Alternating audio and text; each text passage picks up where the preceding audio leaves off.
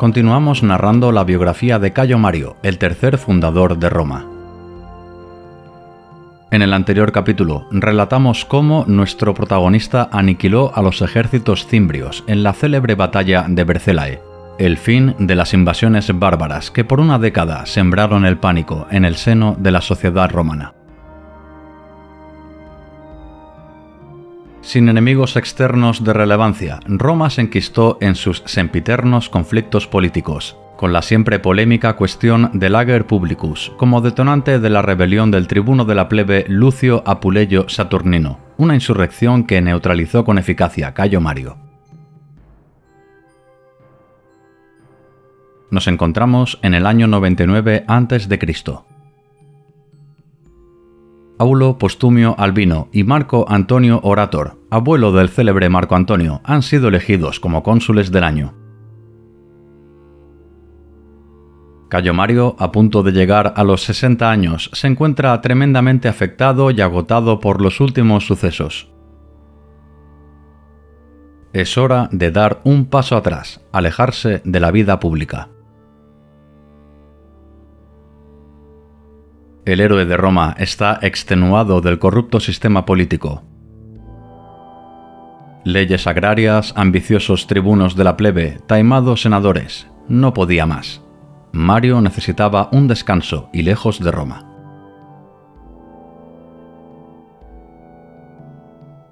Y es que el desgraciado incidente con su antiguo aliado Lucio Apuleyo Saturnino le pasó factura en su imagen para con el pueblo romano. Cayo Mario, el héroe de las masas, aquel itálico que había reclutado a sus soldados entre la clase social más baja, no era más que otro de esos rancios senadores que solo miraban por el interés de sus propios bolsillos. Por otro lado, sus colegas senadores, por mucho que intentara acercarse a ellos, estaba claro que nunca sería aceptado en su exclusivo círculo. No. Él siempre sería un homo novus, un advenedizo, un genio militar sin duda, pero ya viejo para la vida castrense.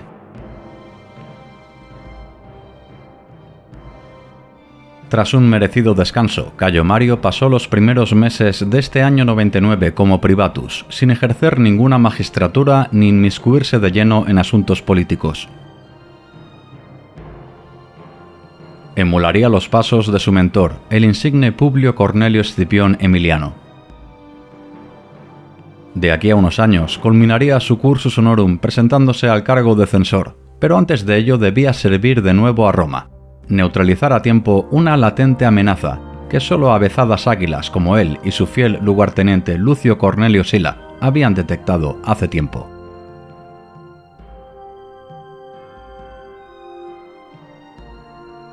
Un enemigo que estaba asomando la lanza más allá del Ponto.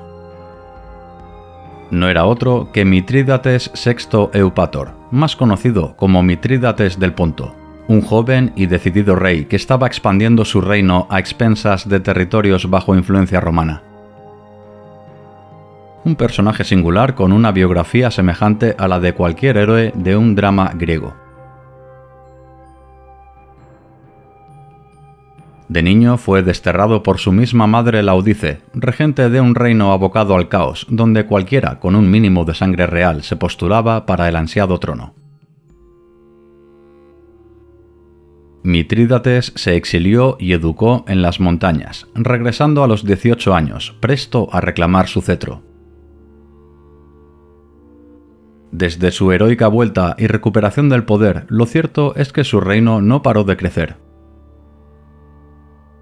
El rey del Ponto sometió a escitas y sármatas, expandiendo sus posesiones hasta el mar Caspio, la Cólquida y el Carsoneso Táurico, territorios alejados de la influencia de Roma.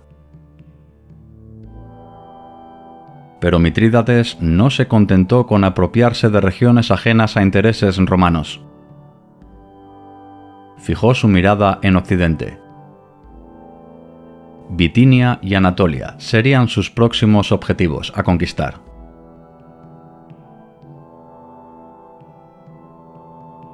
En el año 101, Nicomedes III de Bitinia envió una embajada de auxilio a la capital del mundo. Lo mismo hizo Mitrídates, quien de esta manera pretendió estrechar lazos con Roma, declarándose como amigo de la República. Los senadores especialistas en asuntos extranjeros mantuvieron encendidos debates. En efecto, Nicomedes había demostrado ser un fiel aliado de Roma por más de 50 años. No sería justo considerar amigo a un enemigo de un amigo. De esta manera, la embajada de Mitrídates volvió a su patria sin ningún acuerdo favorable para sus intereses. Pero aún y este rotundo fracaso diplomático, Mitrídates estuvo dispuesto a continuar con la expansión de su reino, fuera o no con el beneplácito de Roma. Cayo Mario olió la amenaza a tiempo y desde su posición de privatus organizó una expedición personal, pagándose él mismo los gastos con el fin de entrevistarse en persona y calibrar al Atrabiliario, rey del Ponto.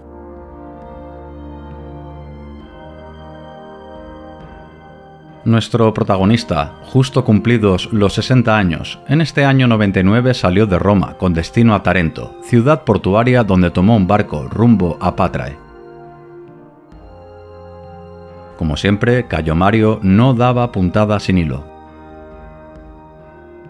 En su ruta hacia Tarento comprobó el estado de las calzadas romanas, además de entrevistarse personalmente con los dumbiri de las localidades donde se hospedaba.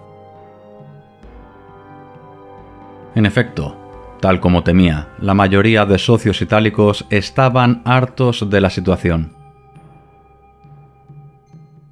Sus mejores hombres eran llamados a filas y exterminados en fútiles guerras lejanas que poco beneficiaban a su patria chica. Esta alta mortandad de hombres se traducía en un abandono de las cosechas y el ganado, provocando el empobrecimiento general de la población autóctona, tierras depauperadas sobre las que los codiciosos terratenientes romanos esperaban el momento oportuno para lanzarse a su compra a un precio ridículo. Sí, el creciente malestar de los socios itálicos era un asunto que urgía resolver. Quizá otorgando la nacionalidad a aquellos pueblos más leales a Roma en los últimos años. Una medida revolucionaria que podría abocar a la sociedad romana a un nuevo enfrentamiento civil, quién sabe, pero de momento Cayo Mario se debía centrar en su misión. De Tarento a Patrae y después a Halicarnaso, región bastante pacificada y limpia de piratas gracias a las excelentes campañas del gran almirante Marco Antonio Orator.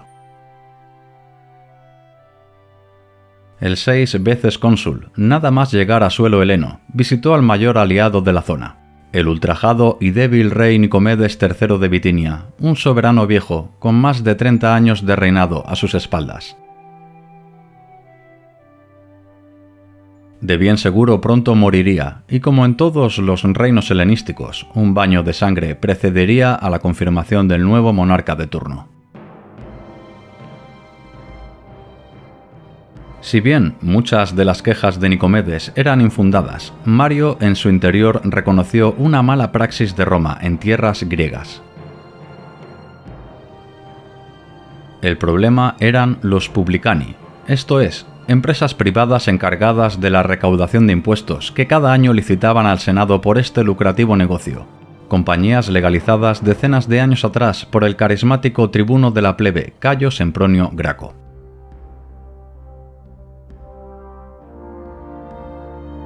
Los publicani pujaban por una concesión, a menudo con precios excesivos, a cambio de quedarse con un suculento porcentaje del dinero recaudado a los campesinos, mercaderes y terratenientes griegos. La avaricia de los publicani no tenía límite y cada año esquilmaban a la población local con abusivos impuestos, empobreciendo sus territorios y dejando solo una opción para aquellos que no podían pagar sus deudas: venderse a sí mismos como esclavos.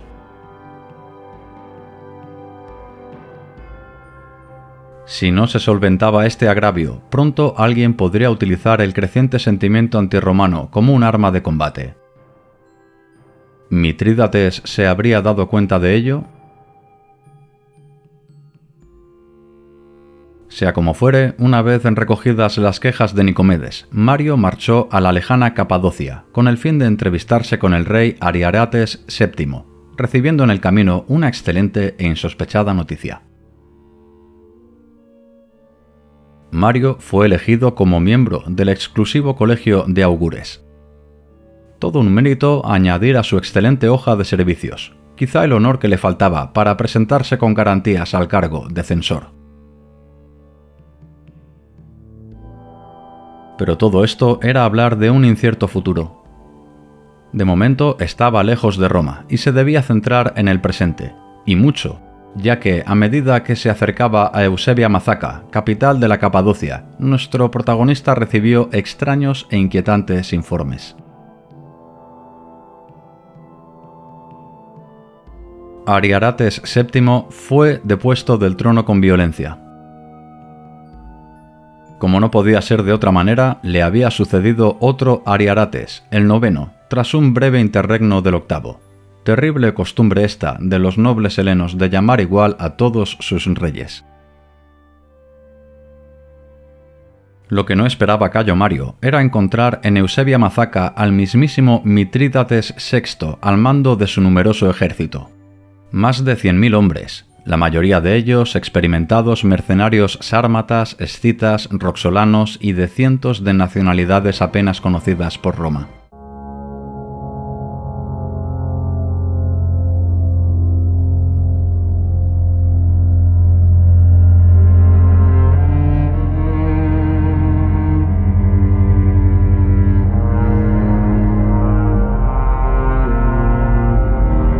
La sorpresa fue mutua. Ambos prohombres confirmaron en persona los informes que cada uno tenía del otro. Mitrídates reconoció en Cayo Mario a un firme militar, que aún y su senectud gozaba de una envidiable salud y estado físico. Un hombre nacido por y para la guerra, acostumbrado a que sus órdenes fueran obedecidas. Mario también captó la esencia de aquel hasta entonces misterioso rey. Un monarca muy ajeno al estereotipo de los reyes helenísticos. Fuerte, de complexión atlética y con una voz atronadora acostumbrada a ser obedecida y temida por sus súbditos. Mitrídates era joven, apenas entrado en la treintena, en pleno acmé, tal y como se referían los griegos a ese momento vital donde un hombre se encontraba en su plenitud. Mario y Mitrídates se reunieron primero en público y después en privado, momento en que nuestro protagonista, aun y estar en territorio extranjero, no se amilanó a la hora de transmitirle los deseos de Roma. Según narra Plutarco, Mario le espetó una contundente y sincera frase: o intentas acumular más fuerzas que los romanos, o permanece en silencio y haz lo que te ordenan.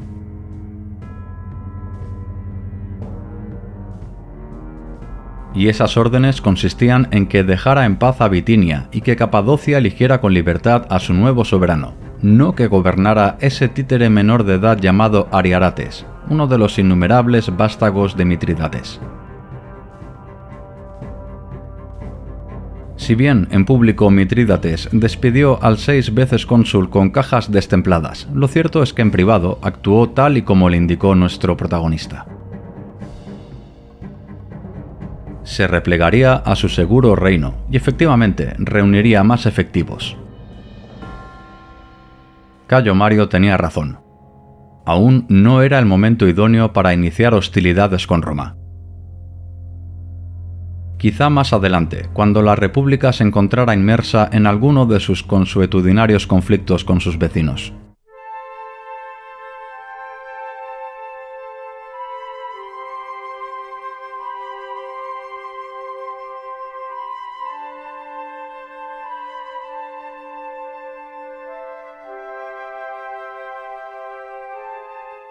Cumplida con éxito la embajada, Cayo Mario regresó justo a tiempo a Roma para presenciar in situ el juicio contra su antiguo legado Manio Aquilio, acusado de cometer abusos y desfalco durante su tiempo como cónsul en Sicilia.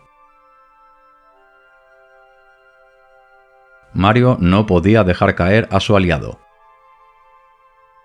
Si bien la reputación de Manio Aquilio estaba manchada por la de su padre, que vendió a título personal la región de Frigia al padre de Mitrídates, lo cierto es que Aquilio hijo al menos se había destacado como un capaz comandante, hecho que Cayo Mario en persona mostró al jurado, tal y como relata Marco Tulio Cicerón.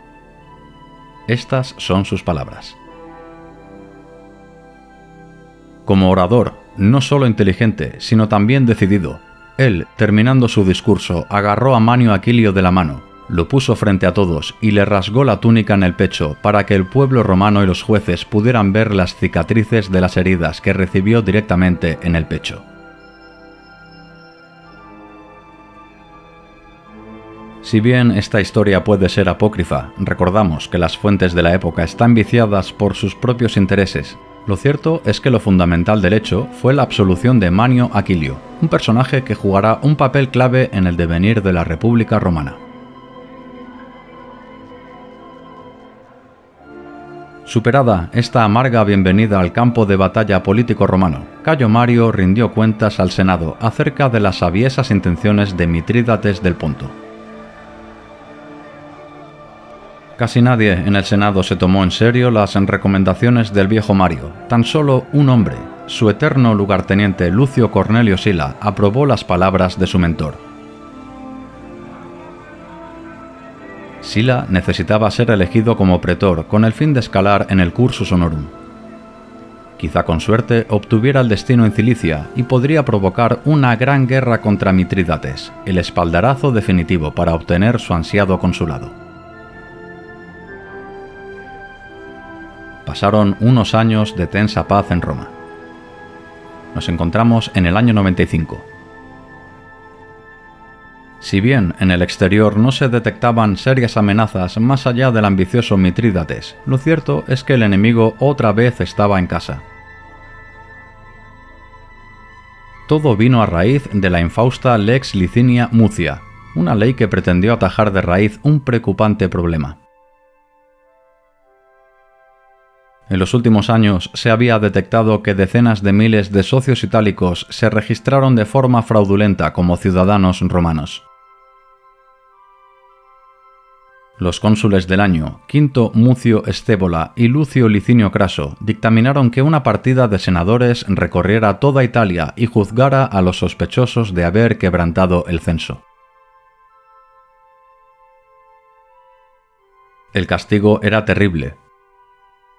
Flagelación con látigo de nudos, multa de 40.000 sestercios y expropiación de bienes y propiedades, obligándoles a los defraudadores al exilio permanente de su ciudad.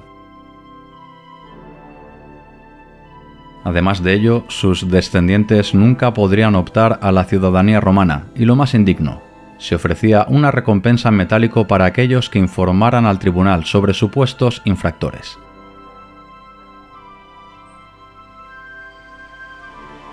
Cayo Mario se opuso totalmente a la Lex Licinia, levantando las suspicacias de los senadores más conservadores. Evidentemente, ese zorro de Arpinum se ponía del lado de los suyos, los socios itálicos.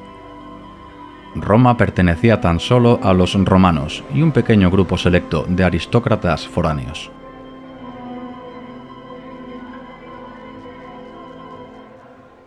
Pero por fortuna para nuestro protagonista, no todo el Senado vio con buenos ojos la Lex Licinia Mucia. Marco Livio Druso, un noble de rancio abolengo nada sospechoso de ser tachado de reformista, incluso su padre fue firme opositor de Cayo Graco, se puso a la cabeza de las reivindicaciones itálicas. Y es que Druso era amigo personal de Quinto Popedio Silo, el incuestionable líder de los siempre levantiscos marsos. Druso conocía de primera mano el malestar de los socios itálicos tras tantos años de guerras perdidas y el consecuente empobrecimiento de sus patrias. El sentimiento antirromano afloraba cada vez con más fuerza en todos los rincones de la península. Druso olfateó una inminente revuelta que podría ser mortal para Roma. Aún así, los tribunales se establecieron en las principales ciudades de Italia. Spoletium, Cosa, Firmum, Picenum, Capua. Si bien los senadores tuvieron incluso imperium para utilizar la fuerza, lo cierto es que la Lex Licinia tan solo sirvió para acrecentar aún más el odio a Roma. Solamente unos pocos infractores fueron castigados. La mayoría de sospechosos lograron desaparecer a tiempo. La paz parecía que volvía a huir de Roma. Mientras una rebelión crecía en su interior, desde Asia llegaban alarmantes noticias sobre las ambiciones de Mitrídates.